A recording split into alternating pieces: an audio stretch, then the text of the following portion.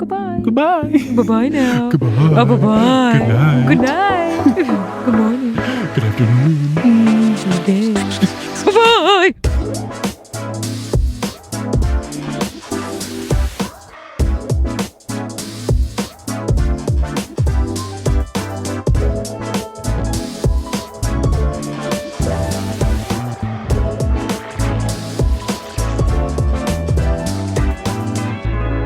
What's good? Thank you for tuning in to another episode of The Newest Olympian. My name is Mike Schubert. I'm the titular Newest Olympian. I'm a grown man who never read the Percy Jackson books as a kid, but I'm reading them now on a quest to determine if this is a book series that we've all been sleeping on. I'm not on this quest alone, though. I am joined again by my wife, someone who blitzed through the books in just a matter of days. It's Kelly Beckman Schubert. Kelly, how's it going? Good. Spoiler alert, you have been sleeping on this book series. I answered the question. Oh, okay. Thanks, everyone, for listening to the show. All right, this has been really nice. It's been a fun podcast. I hope everyone's enjoyed. That's all. Good night. So we are here for the final episode covering Percy Jackson and the Lightning Thief. We will be covering chapter 22, which is called The Prophecy Comes True, which is not a quirky, fun title that we are used to, but it is still very cool. Mm-hmm. It sounds very impactful, and it's to the point, and I'm excited to get into the chapter. Is there anything else you want to discuss before we dive right into this? Happy holidays, everybody. Yep, we're recording this on January 2nd, Woo! So hopefully you had Happy some New good Year! stuff. Woo, yay, Happy New Year. I have such low hopes for the year. So our team returns to Half-Blood Hill, and they are given a hero's welcome upon their arrival. They wear wreaths to a feast in their honor. They lead a procession to the bonfire to burn burial shrouds, and Annabeth's burial shrouds were gray silk that was embroidered with owls. And narrator Percy says that he told Annabeth that it seemed a shame not to bury her in it. She punches him and tells him to shut up. Yep, I laughed out loud at that part. It's pretty good. Also, funny. I would love to have bed sheets with embroidered owls, Mm-hmm. or maybe a towel with monogrammed owls. That would be very nice and classy. Oh, very classy. Very wise. Now, narrator Percy continues, quote, "Being the son of Poseidon, I didn't have any cabin mates, so the Ares cabin had volunteered to make my shroud. At first, I thought, why would they volunteer to do this? And then it becomes very clear they want to mess with Percy. Percy, as the narrator continues, they'd taken an old bedsheet and painted smiley faces with X'd out eyes around the border and the word loser painted really big in the middle." And then Percy says, "It was fun to burn." Yeah, I can't believe that Chiron let that happen. I can only imagine that this happened either not under his supervision, or he is just so naive that he thought, wow, look at the Ares cabin. They're putting aside their differences and they're going to make the burial shroud for Percy. But I mean, it's the burial shroud. You should know that the cabin that doesn't like Percy is going to be really excited about making the thing that potentially dead Percy will be put in. I'm assuming that if he had actually died, Chiron would have made an actual shroud for him, not buried him in that. Something fantastic we learn is that Grover got his searcher's license. Woo-hoo. He did it. The council had called Grover's performance on the quest, quote, "brave to the point of indigestion. Horns and whiskers above anything we have seen in the past." Which is just fantastic. Excellent. I love that he got this. I love that the council was on theme. You absolutely love to see it. Clarice and the rest of the Ares cabin are understandably very grumpy about the entire ordeal because Ares was ousted and Percy didn't die, so it's really a lose-lose for the Ares cabin here. Percy, even though he doesn't have any cabin mates, he is satisfied being back at the camp because he has friends during the day and he can listen to the sea at night, and knowing that his father is out there and proud of what he's done so far is enough to get him through the evenings. Now, here's something I was not expecting, especially so soon, because the last chapter ended on the question mark of, oh, is Sally going to use the Medusa head on Smelly Gabe? Oh, yeah. It felt a little bit vague there. Sally writes to Percy, and she tells Percy that Smelly Gabe has, quote, gone missing, and she thinks that he has gone missing for good. Oh, no. Oh, yeah, is the correct response. Hi. No Smelly Gabe? I just wasn't expecting her to do it so quickly. It seemed like it was going to be this decision she would have to come to grips with, and maybe in a future book she would do it. But we're a couple pages into the final chapter, and she's decided, yeah, I got rid of that guy. Yeah, he said the letter arrived a week ago, and she's already turned him into a statue and sold him. I really want to know what the final straw was. What was the last straw to break the camel's back? What put Sally over the edge where she decided, you know what? Yes. I think that she did it that night. Remember the meatloaf surprise? Oh, so the meatloaf surprise was just Medusa head under one of those silver tray things, open it up, boom, here you go. You're a statue now. Remember the last chapter ended with Percy saying she had a look like she wondered what he would look like as a ceramic statue or whatever. Yeah. So she appears to be contemplating it, and the name of the statue is Grotesque Portrait of a Poker Player or something like that. It's just the poker player, but I like your title better. Yes. And so, I mean, he's there playing poker at the moment. It sounds like she did it that night. Yeah, I mean, he is in a constant state of playing poker, it seems. That's true. So it could have been any day. What happened to his friends? He has to be playing poker with people. Did she do it to all of them, or? I don't think so. I don't think so either. I would imagine she is smarter than that. She would have made some sort of diversion, or maybe he wasn't actually playing poker while it was happening, but he is just the poker player. Convinced him to play poker with her.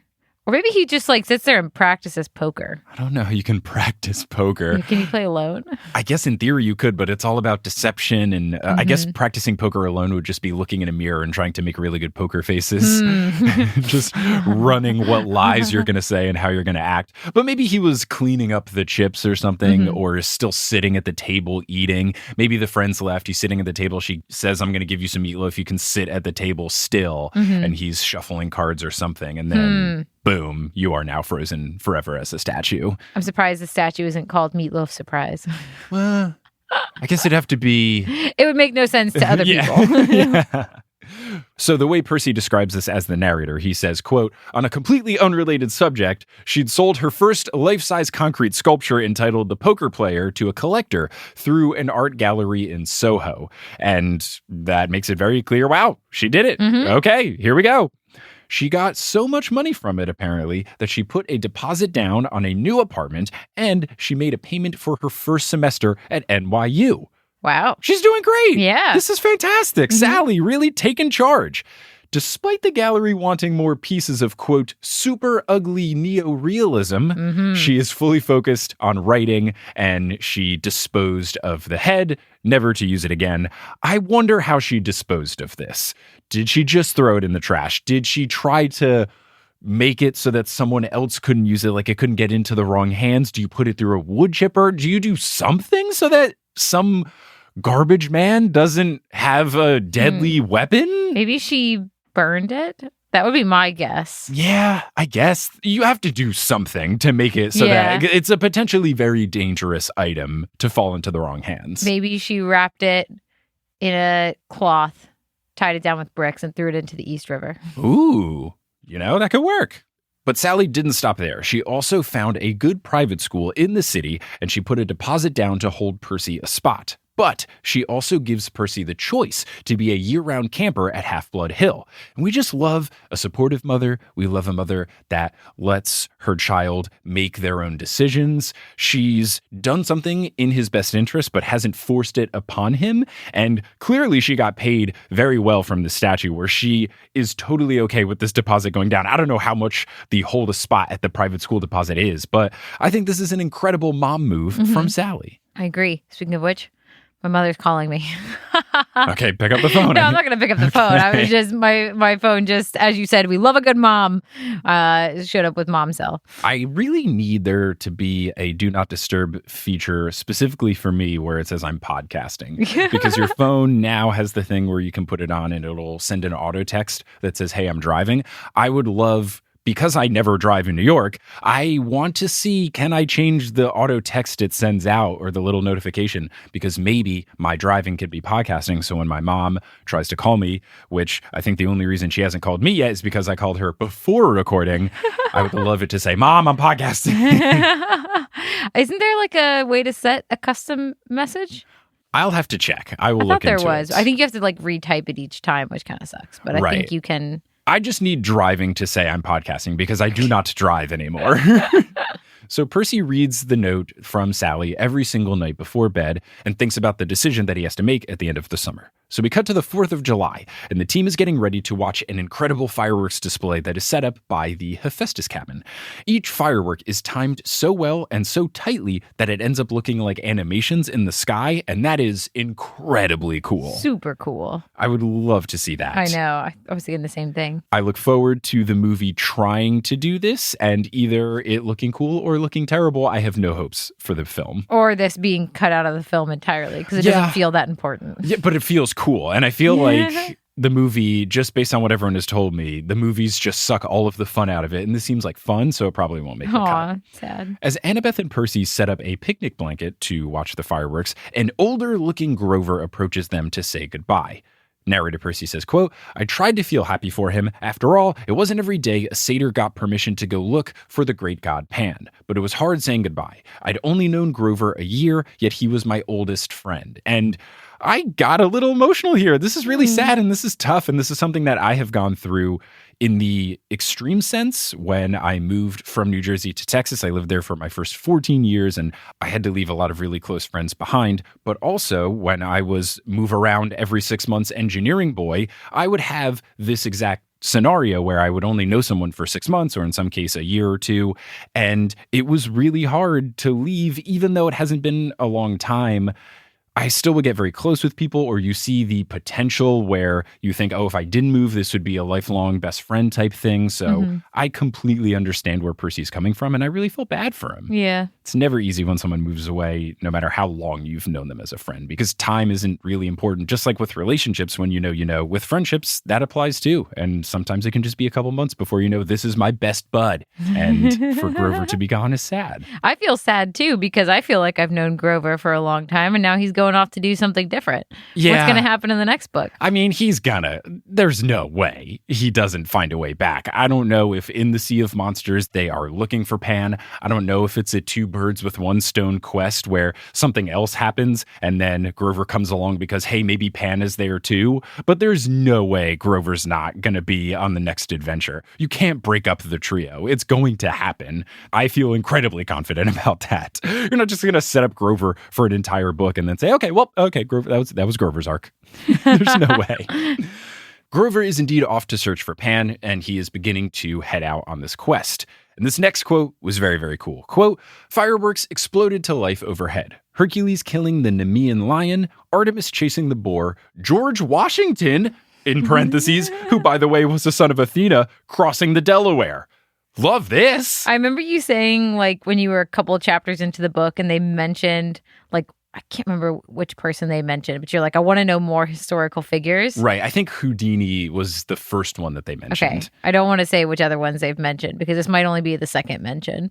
But when you said that, I was already like on book 3 and I was like, oh yeah, you'll get more of that. I think this is the third total. I'm forgetting what the second one is, but they for sure said Houdini. This I think is very cool. Athena makes sense. And crossing the Delaware, what a fun historical moment to show. Exactly. Percy is sad to see Grover go, but Annabeth says he'll be back because Annabeth recognizes that they're in a middle grade / YA book series. Percy tries not to focus on the fact that no searcher has returned in 2,000 years. Instead, he talks himself into Grover being the first, which I like it. I like the optimism. I like speaking it into existence on Percy's part. So July passes. Percy is mastering capture the flag strategies / alliances, and he's mounted the climbing wall as well. So he's doing well in camp-related endeavors. He walks by the big house, trying to convince himself that the prophecy has come to completion. I figured it wasn't beforehand, but also because the chapter title was "The Prophecy Comes True," I don't think that it has yet come true. Yeah, I think Johnny mentioned to me at some point, one of the books he didn't like as much because it gives away what happens in a couple of chapters by the chapter title. And I told him, I never actually read the chapter titles until I'm done with the chapter, just because I'm so anxious at the end of a chapter. I just start reading and I sometimes don't even register what the title is. And then at some point I go through and I'm like, what was the name of this again? And then I read it. I'm like, oh yeah, that makes sense. But yeah. I'll have to ask Johnny what chapter or at least what book it is. And then maybe he can give me a 5-chapter range of, for these 5 chapters, don't read the title until after the fact. Because, yeah, I don't need to read it before. So I wouldn't want a spoiler to happen. And sometimes that would happen in other books that I've read. Harry Potter, Usually the chapter title would be this weird double meaning type thing and it was cool, but sometimes it would be very clear what happened. Yeah. And then whatever the reveal was wouldn't be until the very end. Yeah. And then you just read the entire chapter knowing that it's going to happen. Yeah. I want to say in Half-Blood Prince, there was something where the chapter title was something to the effect of, I learn who the Half-Blood Prince is. And the chapter does not start in the middle of the action. You go, well, I wonder what's going to happen later. I know which one it is. It's towards the end of book 2, so I can tell you when it's coming. When he told me that he didn't like it because it ruins the ending for you before you actually read it, I was like, oh, yes, but I guess that like 3 chapters in because... check out the big brain on Kelly! Because I'm an adult reading a children's series. Kelly, you can't do that. You're going to make me feel worse about myself. I also like how the rest of the summer is still going. Like, I like how these books like encapsulate, what was this, like 10 days? And so it's like sometimes it's longer, sometimes it's shorter. And I like that, like, it feels like we should have been reading what happened over the entire summer, but there's still half the summer left. I also appreciate that the camp doesn't completely stop. Yeah. The camp still goes. I don't know how often quests happen. It seems like they are very rare, but the fact that it's kind of business as usual, I think is pretty funny and also interesting that everyone there just continues to go about their business and not necessarily deify the 3 of them for completing a quest. Sure, they have the big welcome feast, but then they just kind of get right back into doing what they got to do. Percy Jackson is the main character of this story, but he's not the main character of everyone's story. Right. As opposed to like Harry Potter is the main character of his story, but he's also the main character of everybody's story, which was basically the plot line of Puffs, which makes it hilarious. Yeah, no, the school really revolved around Harry and the stuff that Harry was up to, and I like that this is just another thing that happened. Yeah. So Percy goes over the aspects of the prophecy to try to check them all off one by one. So first, you shall go west and face the god who has turned. That was Ares. Check. You shall find what was stolen and see it safe returned. Bolt, helm, check. You shall be betrayed by one who calls you a friend. Percy feels uneasy about that. Only thing he can think of is that Ares pretended to be an ally at first, and which I wrote, no way, dude, this is Luke. And then I also realized, wait, why hasn't Percy said anything about Luke? Is he here? What's going on? He hasn't said anything about Luke and how he is at the camp throughout the entirety of July. We will see what happens very soon. And then the final aspect of the prophecy is, and you shall fail to save what matters most in the end. That was the mom, as I predicted, as we all probably predicted. Check. So the only thing is the betrayal of a friend. Of course it's got to be Luke. I already knew, or I already felt very confident that it was Luke here. It's absolutely him. We will see what happens in a couple of pages. So it's the final night of the summer session, and they are giving out the beads. The bead is black with a sea green trident, and Percy blushes. That's so sweet. And it reminds me, I don't know if you ever went to a camp where they gave out awards at the end, but I had that situation in the sports camps that I used to go to, especially at the tennis camp that I went to a lot. And anytime you get the awards where you go up and you get your little trophy in front of everyone, I would always try to fight back, blushing or tearing up or whatever, because it just feels really cool to be recognized at a summer camp. And I always enjoyed that feeling when I would get most improved player or whatever at Mercer County Community College tennis camp in central New Jersey. Now, here's what I found very surprising. Luke is the one announcing the design. So clearly he has not revealed himself to be evil, or he hasn't pieced out and ditched the camp. I guess Luke has just been keeping up a facade with Percy and the team for weeks here. Percy will mention a little bit that he was worried that Luke was mad at him because he's kind of being distant from him. So Luke reveals that the choice to make the bead design in honor of Percy was unanimous. And that raised 2 questions for me. One, is there a committee? Because there's no way Clarice would vote for this. So it couldn't be every single camper. There has to be some sort of representative. And if it was a representative per cabin thing, why would the Ares cabin approve of this? But 2, the other thing I realized from this is, hey, go away, Luke. What are you doing? Get out of here. Everyone applauds. Ares' cabin stands begrudgingly. The Athena cabin pushes Annabeth to the front to receive applause as well. I like that they did this. Yes. I really like that they did this because Percy's done a good job of always trying to give credit to Annabeth and Grover, and I'm glad that they've picked the trident here because it was Percy's quest, but there's no world in which he completes this without her and Grover. So I'm glad that the cabin tried to make sure that she wasn't being humble or shy or any combination of the two. She deserves praise as well. Right. Narrator Percy says, I'm not sure I'd ever felt as happy or sad as I did at that moment. I'd finally found a family, people who cared about me and thought I'd done something right. And in the morning, most of them would be leaving for the year. It's really sad. We don't know what the percentage is in terms of people that stay year-round versus people that go for the summer, but the understanding that I have is that most people leave. Right. So that would be tough. And Percy's going back and forth between do I stay or do I leave? Everyone else leaving certainly gives more credence to the I'm going to go to private school in Manhattan. So the next morning, Percy wakes up to a note from Mr. D that one, calls him Peter Johnson again, and two, says that he has until noon to state if he's doing year-round or just the summer. And I get it, but also, does this camp really need to have really strict logistics? They're not under any sort of government funding. Like, it's not like they have to apply for loans based on the number of campers at the cabin. It feels like it should be fluid in general, but also for the case of Percy, he's kind of gone through a lot. I don't know. Maybe they just need deadlines for deadline's sake, but it just felt maybe unnecessary. I don't know. It sounds like something Mr. D would do. That is true. It does Speaking feel like of that. Peter Johnson, did I tell you my mom has a student named Jackson Persis? No way. Yeah, and she keeps accidentally calling him Percy, and for half of the semester called him Percy, and eventually realized his name was actually Jackson, and so told him I'm so sorry, do you know why I keep calling you Percy? And he was like, oh, I assumed it was because my last name is pretty close to the word Percy. And she was like, no, it's because my son-in-law is reading Percy Jackson right now. And he goes, oh yeah, that book series, I've heard of it, should I read it? And she's like, I don't know. So I think probably, yeah.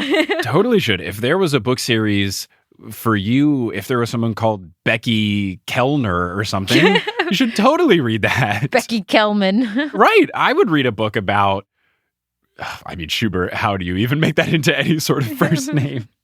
Hold on, we can do this. I did know one person at Rice University whose first name was Schubert, or at least he went by Schubert, because he was an international student and he was a music student. So I think maybe when he picked his American name, he just picked his favorite composer. But I remember when he talked to me, I only met this dude once or twice, and he came up to me and I was like, oh, hey, I'm Mike, nice to meet you. And he said, oh, I'm Schubert. I said, what, are you messing with me? Is this some kind of joke? I was thinking Schmidt Michaels. That's just two last names. Oh, I forget that Schmidt's the last name too. Because in New Girl, the character Schmidt goes by Schmidt as his name, but I forget it's because his last name. I'm glad you've brought up New Girl so I can finally give an example for my hot take about New Girl. Oh my gosh. Not unprompted. You've ruined this for me in so many ways. They just yell at each other in every episode. Yeah. Every episode, they just yell at each other. Yeah. And it doesn't take more than usually 5 to 10 minutes. I know. No, not even that much. It's 5 to 10 seconds. Usually the cold opens open with them yelling at each other. It's just they have a conversation because Nick is just refusing to be an adult. Yeah. And then they start yelling at each other. Yeah. Because he doesn't want to, pay his taxes. Yeah. I'll say I really liked that show. And then after I watched it and was watching it again, and you pointed out that they're just always yelling, it has really ruined it for me in a way, because I don't know, that's not how you interact with people. Yeah, they just constantly scream at each other. Also, they're supposed to be in their 30s, but they all act like they're 22. Yeah, they do. Nick being in his 30s and going, oh, I never pay my taxes. Dude, you should have been locked up. And he doesn't have a bank account. He doesn't, and he refuses to get a bank account.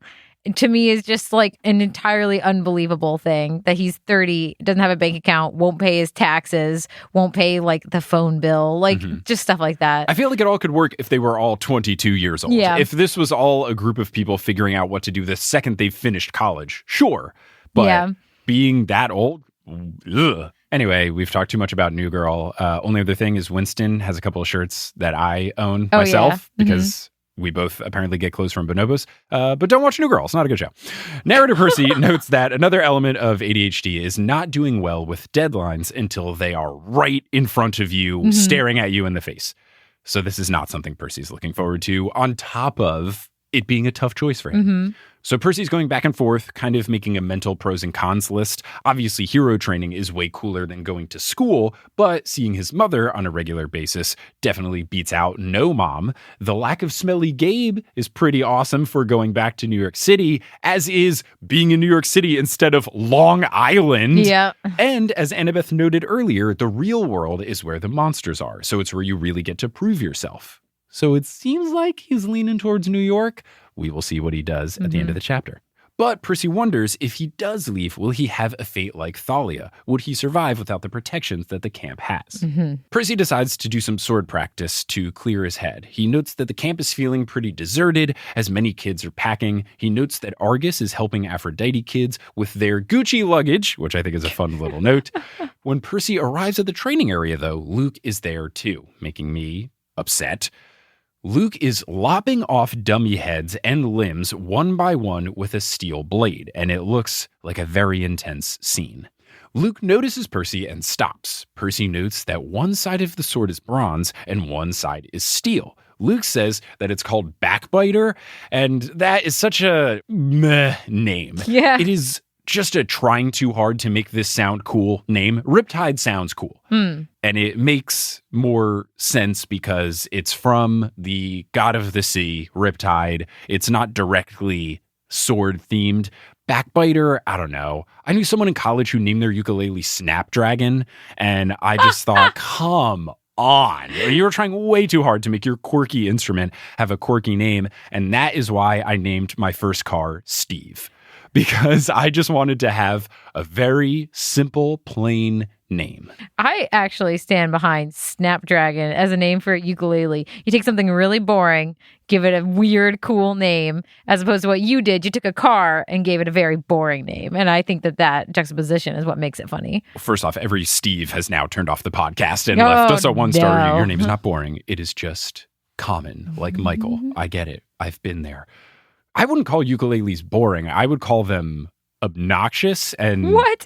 I mean, this might be a really hot take. I think ukuleles suck. Oh my gosh. I think it's never cute when you're like, oh, it's a guitar, but it's, I don't know. If you're like a white girl making YouTube videos with a ukulele, no. If you're in Hawaii playing the ukulele, yeah, sure. You're on a beach, sure. If you're singing cute little nerdy songs about how you like cupcakes on a ukulele, I don't know. I think I'm scarred because I think ukuleles more to me are like when people bring a guitar to a party and then start playing Wonderwall. I think because I did so much YouTube stuff in high school and college, everyone on YouTube, at least in that era in the late aughts, early 2010s, just decided, I'm going to get a ukulele and make nerdy cover songs. And that was just, ugh. So I think I have a bad association with the ukulele. So let me just preface all of this rant. It's not you, the instrument. It's the people that used you. It's not ukulele. Nice. It's them ukulele. Yeah, I've never seen a YouTube video of somebody playing the ukulele and singing about cupcakes, so I'm not scarred. It was just such a thing when I was in YouTube land. It was just exhausting. Apparently, I was not deep into YouTube land at the same time because I've only seen ukuleles as actual people in front of me playing them. Oh, that doesn't mean I haven't seen people actually doing it. It was just when I was at YouTube conventions and in hotel rooms, people would have ukuleles. Oh, wow. Okay. Well, that does sound kind of scarring. But I just think Snapdragon's trying way too hard. Like, oh, quirky instrument, quirky name. Like, Snapdragon? What are we doing? I like it. I think it's silly. I don't know. You name your plant Snapdragon. Yeah, that'd be kind of that cute, makes too. way more sense to me. Ooh, we should get a plant named Snapdragon. And it could be a snap pea plant and then Snapdragon. Ha-ha. Exactly. Hello and welcome to this episode's Lightning Brief. First, I wanted to mention something that Reddit user Tenemax pointed out, which is in the whole Smelly Gabe resolution thing, we do have Percy contemplating murder and Sally actually going through with murder. And I don't think this is something that Kelly and I really discussed on the podcast. I guess I was too excited to see Smelly Gabe gone. But I do think that is a worthwhile conversation to have, is that this is a pretty dark situation that we've got going on. And certainly there's justification for Sally wanting to get rid of Smelly Gabe, given what he has done to her. And I don't really know how to process what they have done and if there was anything else they could have or should have done, but I did want to at least say that that is something we could have discussed and we didn't, and then maybe it's something I'll discuss in future episodes, but that is a good point, and at this point in time, I'm not really sure how to feel about it. Also, I wanted to explain what's going to happen for the next episodes of The Newest Olympian before we get into the Sea of Monsters. Obviously, this will conclude our coverage of The Lightning Thief. The next episode will feature Dr. Moya McTeer, previous guest of the show, explaining all of the different mythological features who made their way either directly or indirectly into the first book. And the next 2 episodes after that will be interviews with experts discussing some representation in The Lightning Thief. So the first will mainly cover ADHD and dyslexia and the ways those were well represented in the books and some of the ways that had room for improvement. And that third episode will discuss the representation of disabilities in The Lightning Thief, mainly discussing how that pertains to Grover and Chiron, but also getting a little bit of Percy in there as well. I'm very excited for these episodes. I think they are very informative. I think they're very important, and they're still very fun. All of the information is presented in a very entertaining way, and I think that it's going to be a nice little interstitial break before we dive into the Sea of Monsters, which will happen after that third episode. Also, I'd like to take some time to thank the folks who are supporting the show on Patreon. If you go to thenewestolympian.com/Patreon, you can support the show and get access to a bunch of bonus content as a thank you for doing so. I want to shout out the newest members of our Patreon team. Shout out to our newest Super God tier patrons, Sarah McGrady. Shout out to our newest God tier patrons, Kyla, Steph Berry, and Mayani. And shout out to our newest Demigod tier patrons, Oren and Miriam, Trolali, Exquisite Williams, Alice Burns, Elisa Lima, and Dylan Mine. And speaking of support, I want to thank Multitude for having us as a part of the collective. If you are looking for some new podcasts to listen to, you can listen to one of the wonderful shows that Multitude makes. One of those shows is the Queer Movie Podcast, which is a queer movie watch party hosted by Rowan Ellis and Jazza John. You can join them as they research and rate their way through the queer film canon one genre at a time. From rom-coms to slashers, contemporary art house cinema to black and white classics, Queer Movie Podcast is a celebration of all things gay on the silver screen. New episodes come out every other Thursday. Search for Queer Movie Podcasts wherever you get your podcasts. And finally, before we wrap up here, you're going to hear words from a few sponsors who make it feasible for me to be a full-time podcaster. Some of these ads will be read by me, others of them won't. The ones that are not read by me are inserted locally, so if you live internationally, say you live in South Korea, you might hear an ad in Korean. And once those ads are complete, we will get back to this episode of The Newest Olympian. Now, the bronze on Backbiter, horrible name, is celestial bronze for immortals, and the steel side is tempered steel for mortals. Now that's pretty cool, but also Percy's kind of put off by this, which makes sense, because Chiron told him that heroes should never harm mortals unless it is completely necessary. And Percy says to Luke, I didn't know they could make weapons like that.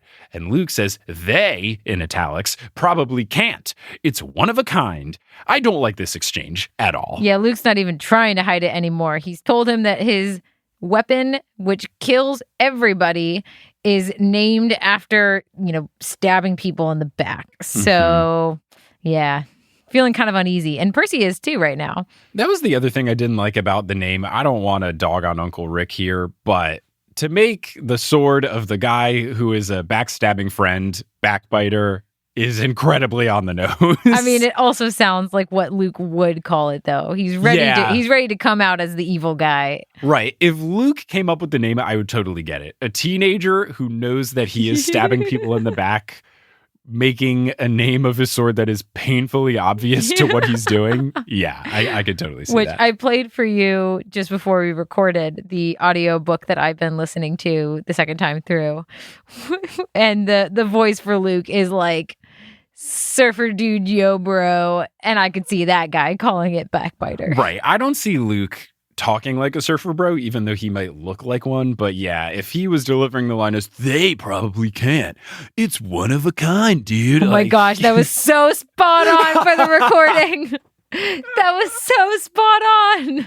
I was once cast as surfer bro in a musical that I did in 8th grade in my K through 8 school, where it was some musical about time travel, and I was a surfer bro from the 70s. Okay. Mrs. Woodman was really proud of my surfer bro voice, which is why I was cast in the play as surfer bro. Quite the talent you have. I also had a big bowl cut in 8th grade, so it works. It fit, baby. Luke invites Percy to go into the woods to look for something to fight. Terrible invitation. Say no to this. Percy hesitates, which I thought was very smart. And Percy finds his own hesitation odd because he thinks normally I would love the idea of Luke being friendly to me. But he notes that Luke has been distant towards him ever since he returned. And Percy's worried that maybe because I'm getting all this attention, I'm upsetting Luke. Percy asks Luke if he thinks it's a good idea, and Luke says, "Aw, come on," and pulls out a 6-pack of Coke. And he says, "The drinks are on me." Never a good defense when the response to, "Is this a good idea?" is, "Aw, come on." Yeah. That is not a convincing argument. And the Coca-Cola also should not be a convincing argument because Percy, as narrator, says that this is rubbing him the wrong way because mortal soda is not a thing that you can get at the camp. I just wanted Percy to leave so badly, on top of me not trusting Luke. This is just so sketchy. Yeah. But he goes with him. Percy caves because he says that the magical goblet Coke that you get to come out at mealtimes just doesn't taste as good as the real thing. And I have to remember that Percy is 12. Right. But this is just such a silly reason. Well, think about the difference between Mexican Coke in a glass bottle versus like American Coke in aluminum cans. It does taste different. Right, but that's not enough for me to go into the woods to try to fight stuff with a guy with a poorly named sword that could attack me and anyone else that approaches us. I mean, maybe if you're 12, and also compounded with the fact that he just said he thinks that Luke has been mad at him because of all the attention he's been getting. So he wants to like kind of bond with him and get things back to where they were. Okay, is what I in that interpreted. context, yes, that makes sense Yeah. because he wouldn't want to further anger this guy that he really looks up to. Right. He wants to kind of clear the air and get that divide between them out of the way. Got it. So Luke asks Percy if he misses being on a quest, and Percy says yes, even though he had to fight off so many monsters along the way. And when Percy asks Luke if he misses it, his face looks weary, angry, and unattractive. The way he described the unattractive thing, though, it didn't feel as bad as something that I pointed out in Potterless, where everyone who's evil is ugly and everyone who's good is hot. It felt a little more like, I think Luke has been described as being conventionally attractive. So I guess this is more of just Percy pointing out that he looks noticeably different. And then also the way he describes it is, I think part of Luke's charm is that he is always smiley and seems like he's got good positive spirits about him. So it's more of just, it felt less objectifying and more concerning to Percy that he just looks different. Well, the way that Percy said it too was he said, I know that the girls at camp had always found him attractive, but in this moment when a shadow passed over his face, he looked old and distant and weird. Yeah. I don't even think he ever said the word ugly, too. No, I don't think he did, Right. which is why I feel like it was done a little bit more artfully. Or like horse-faced, you know? Oh, God. And Percy isn't immune from that. He's called other people ugly in the past, but this is not what he did here. I think he only called monsters ugly. No, And he Smelly called, Gabe. he definitely called Nancy Bobbitt ugly. Oh, no. And her friends, I think. Aw. Yeah. Well, that sounds like a 12-year-old letting off steam to me. It does. So Luke rattles off this bitter soliloquy about how he lives at Half-Blood Hill and he's done so since he was 14 and he's trained his whole life and he did one quest and he returned and then that was that. He went back to business as usual. And then Luke litters by chucking an empty Coke can into the river. That is the reddest of red flags. Leave. Yeah. Never trust anybody who litters. No. Oh my gosh. Yeah. Especially in such an unnecessary fashion of throwing an empty can into the river. Yeah. It's not even him littering because he's being lazy. He is intentionally going out of his way to litter, which is the reddest of flags. Luke then says, "The heck with laurel wreaths. I'm not going to end up like those dusty trophies in the big house attic." And then Percy says, "You make it sound like you're leaving." And then Luke gives Percy a twisted smile and says, "Oh, I'm leaving all right, Percy. I brought you down here to say goodbye." And then Luke snaps his fingers and summons a scorpion. Percy starts to go for Riptide. Luke warns him not to. And he says, pit scorpions can jump up to 15 feet. Its stinger can pierce right through your clothes. You'll be dead in 60 seconds. And now Percy realizes, oh, I bet I know who the betraying friend is. The guy who just summoned a scorpion on me and threatened me. He's like, whoopsie. Oh, man. Remember that thing I was wondering about 5 pages ago? Yep.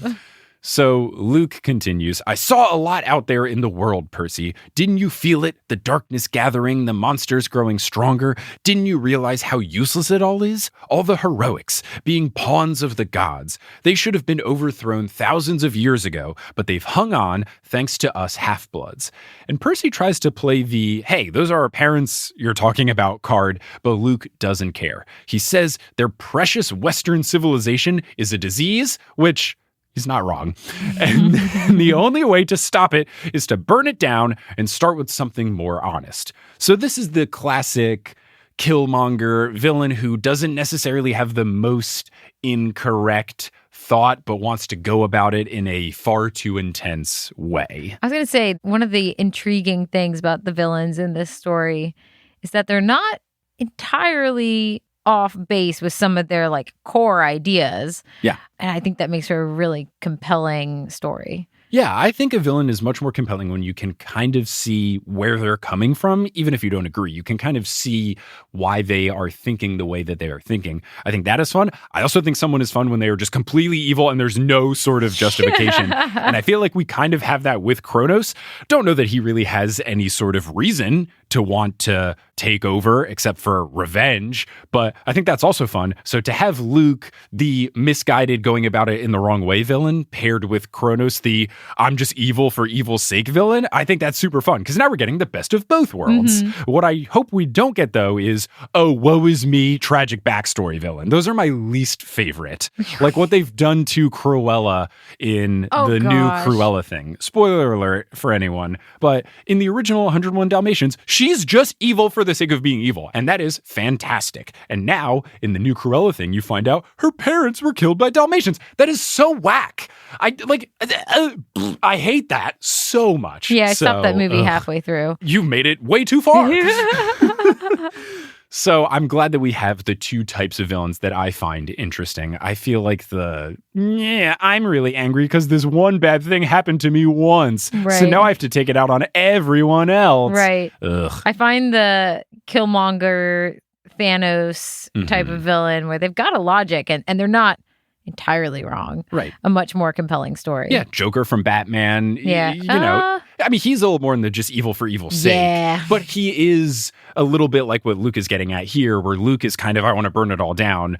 Joker is kind of like that when he burns, specifically in Dark Knight. Yeah, I was going to say. When he's burning stacks of money. Yes. And in that version of the Joker. Right. Yes. Yeah. There's many iterations. Other Jokers are just evil for evil's sake. Or some of them are like tragic backstory of like, my dad was mean to me and therefore I'm evil. Yeah. Therefore, everyone must die. Yeah.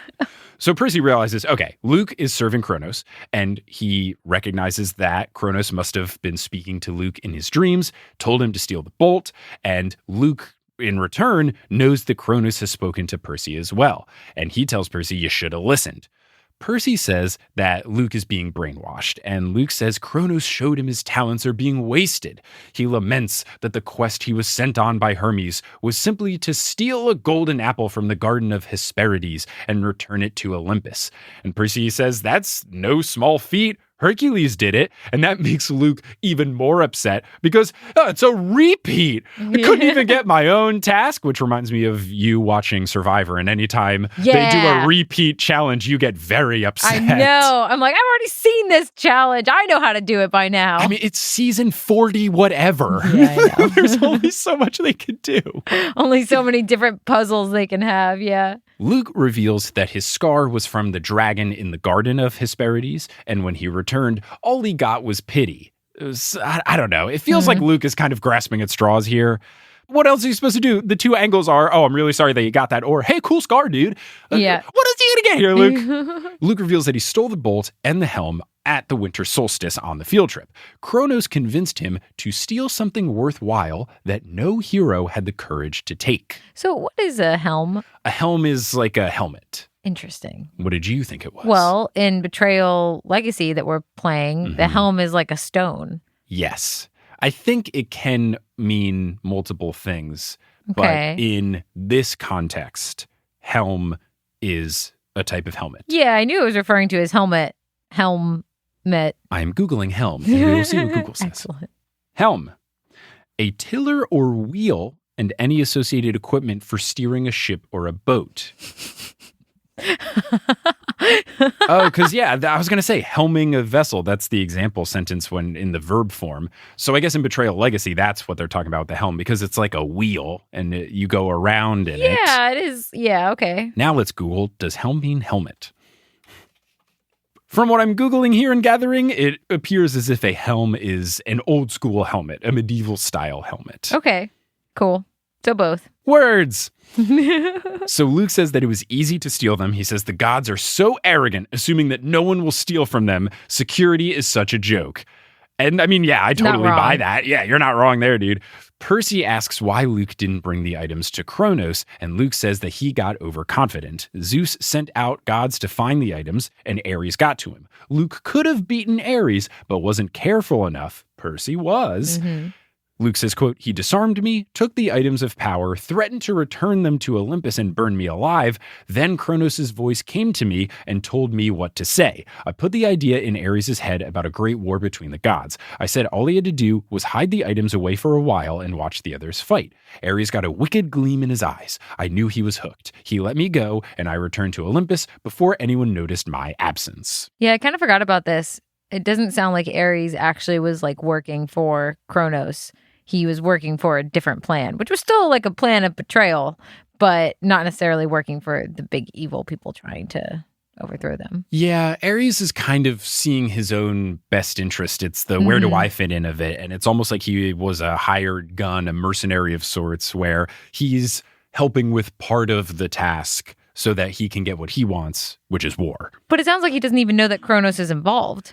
I would imagine that after this, Kronos talked to him, because maybe you're right. I would have to look back at the conversation between Percy and Ares, because when Percy is revealing to Ares that he knows it's not his plan, maybe Ares does just think it's Luke. Yeah, I don't know either. But then who teleported Ares out of there after the fight? Was that Kronos? I thought Ares teleported himself out. Himself yeah, out? He's a god, so he can do that kind of thing. Okay, I'd have to reread that particular passage Same. to see if he is knowledgeable of Kronos being involved, or if he just thinks Luke is behind everything. Right, or he thinks that Luke stole these things, but now he can benefit off of it with his own plan in mind, not having anything to do with, not even knowing that Kronos is involved. Yeah, it's an interesting thought.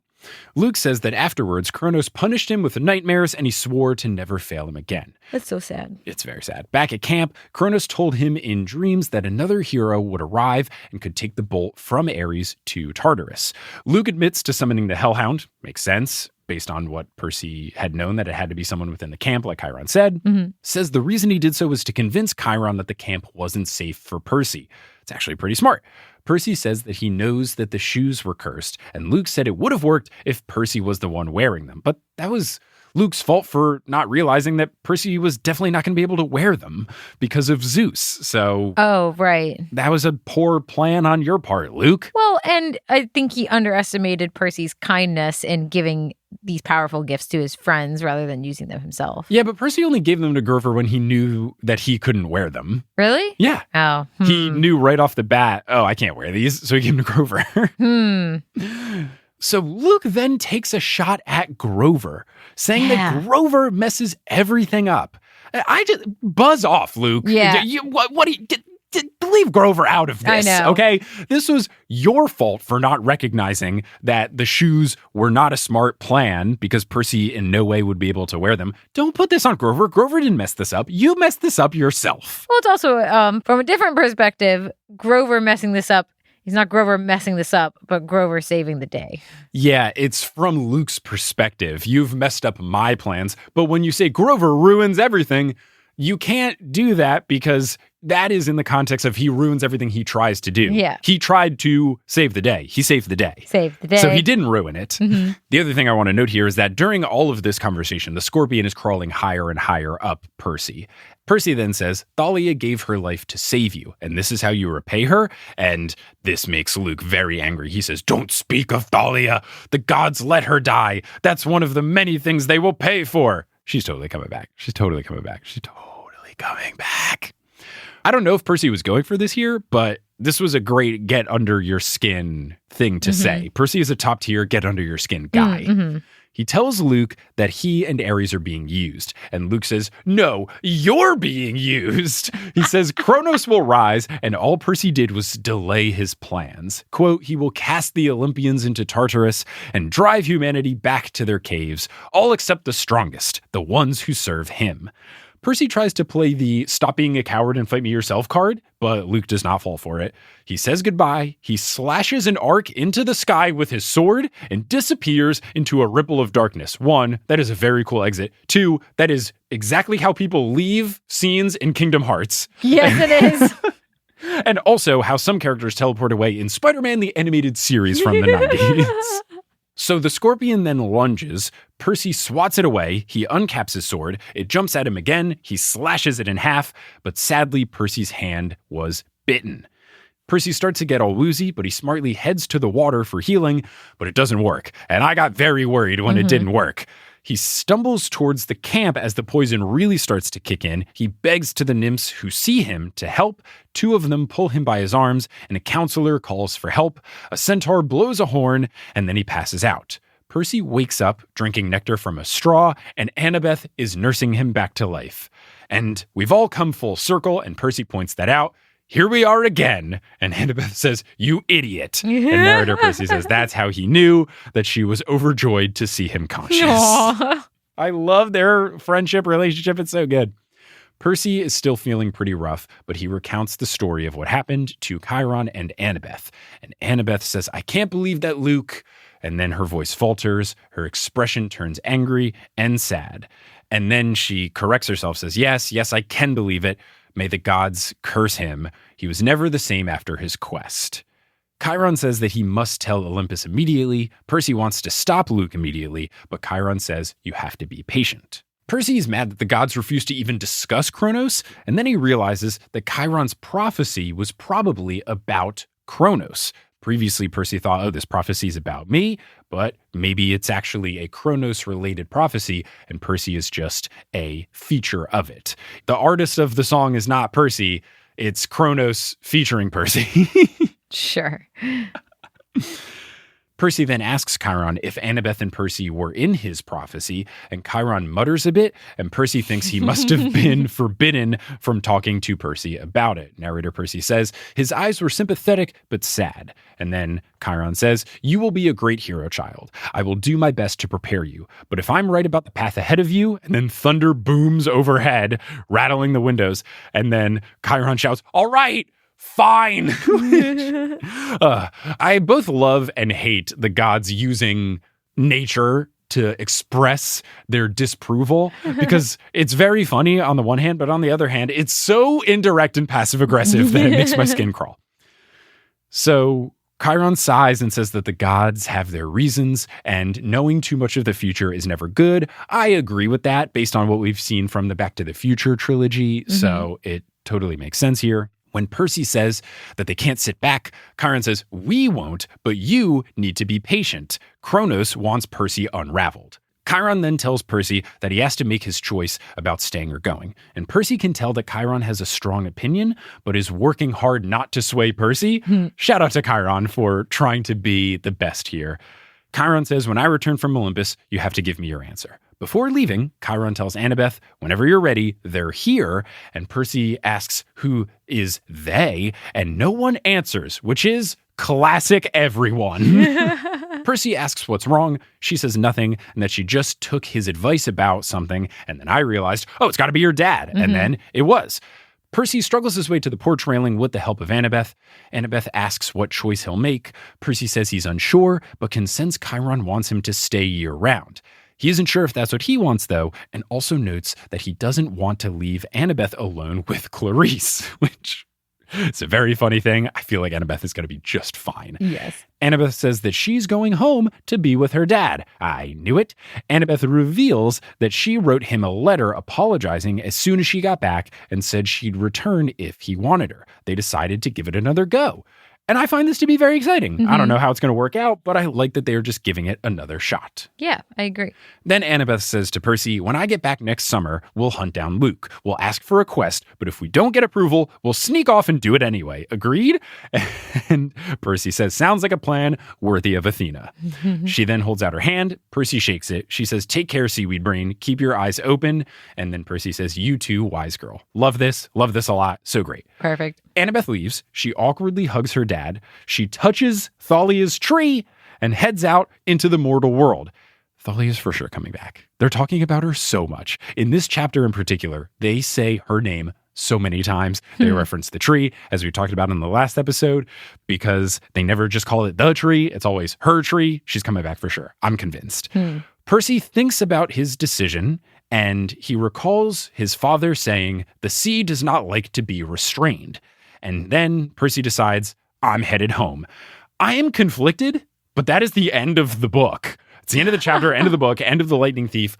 I feel like it's the right choice, though, because I feel like he should give New York its proper shot, because he hasn't had an ideal New York situation now. And with Smelly Gabe out of the picture and potentially a better school in the mix, and he's a bit more prepared and he understands why he struggled in schools in the past, I think it makes sense to give it another effort.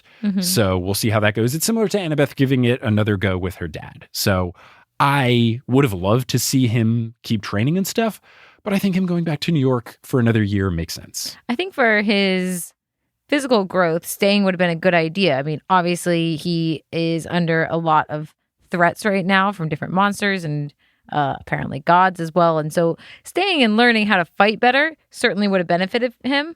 But I think that for his personal life, being close to his mom and trying to live a semi-normal existence in school is a good decision. Right. It feels like he recognizes this. One is better off for his utility as a hero, but the other one is important for his mental well-being. Yeah. Just being in a good headspace and feeling okay. He just went through so much that I think it makes sense for him to go to a place where he feels loved and comfortable and welcome. And he really wants to give life with his mom in her new life a chance. And I think it's the right call. I wonder what Chiron's opinion was. Yeah, I mean, I'm sure Chiron was probably in the boat of wanting him to stay to better prepare him, because I think Chiron doesn't want to see Percy get hurt, and he knows that if he trains more as a hero, he will be safer in battle and stuff. But I also feel like Chiron would 100% understand and respect Percy's choice to be with his mom and to be in New York City. Great. Yeah. Well, now we go home and start book 2. That's what I'm going to do tonight. Excellent. But that is the end of this chapter. That's the end of our Lightning Thief coverage, which is wild. It's very strange to be here. I'm very excited to start the next book. We're going to have a couple interstitial episodes with Dr. Moya about the Greek mythology that we've seen so far in this book. Cool. And then we're going to do at least one episode about just the representation of things like dyslexia and ADHD and physical disabilities in the book as well. But that'll kind of be our break in between the books in the series. But once we do those, we're getting right into the Sea of Monsters. That's neat. I'm looking forward to the mythology episodes for sure, because I feel like there's so much I don't know. Right. I'm really excited to learn about it. And I know Dr. Moya will do a good job of explaining it without spoiling anything that is to come. So that's going to be very fun. But yeah, I'm very excited. I feel similarly about the representation ones too, because I feel like there's so much I don't know about ADHD as well. I think, I'm just excited. That's going to be cool. Yeah, I've had the privilege of a lot of people sending me emails and DMs and talking to me about it. So I've learned a lot. And I think to have podcast episodes where everybody can hear it, that would be nice too. So I'm excited for those. I'm excited for everything. Making this podcast has been really fun, and I'm excited to keep it going. So Kelly, thank you so much for joining. I really appreciate it. If there's anything you want to promote, whether that's your own socials or any sort of message or whatever, what do you got? You're at Vote For Me Kelly B on Twitter, and you have your secret cat only Twitter at Vote Yes for Kelly S. Anything else? I always pick 3 things to promote. Okay. At the end. Trying to think of what it should be this time. I'm going to promote Snow. I know what you want to do. Nephews. And BTS. Have you ever promoted Anna and the Apocalypse on the podcast? Oh, Anna and the Apocalypse. Well, the season for that is kind of over at this point. Nah, it's a year-round kind of thing. It's a great movie. Anna and the Apocalypse. If you like zombies, coming-of-age movies, and musicals, then you're going to love it. And Christmas movies. And Christmas. It is a musical Christmas zombie movie. It's very good. It's very good. It's a good time. And it's Scottish. We haven't watched it yet this year, actually. We should watch it. Let's do it, because we're not doing anything for the month of January, given how things are going. I know. We're wrapped up in all the Spider-Man movies right now. But wrapped up? It's almost like we're stuck in a web of them. Yeah, we'll have to give it a watch. Well, Kelly, thank you so much for joining. Listeners, thanks for listening. And until we start covering some interstitial episodes and then the next book in the series, I'll Percy you later.